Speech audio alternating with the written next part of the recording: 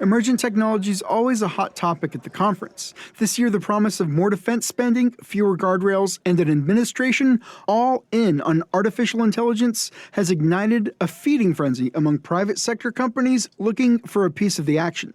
But over and over again, experts talked in broad generalities about the technology, especially its speed in processing data.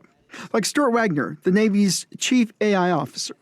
That is superhuman speed, in my opinion. How that impacts warfare is not yet knowable.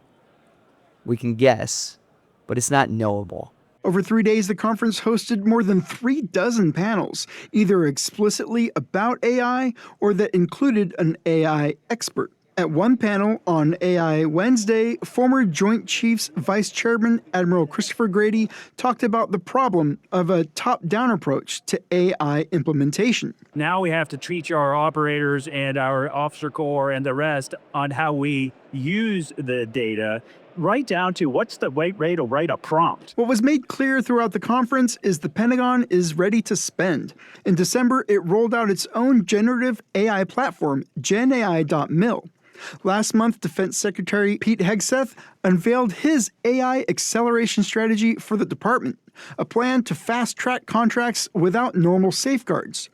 Justin Finelli, the Navy's chief technology officer, told an audience of defense contractors at the conference that they need to come with data to get in on the wave. If we can show that the acquisition risk goes up, but the operational risk goes down, that's something we can get behind. Navy Secretary John Phelan gave the keynote address on the last day of the conference. Here's how he summed up the Pentagon's appetite for risk. The weight of calculated action outweighs the comfort of caution.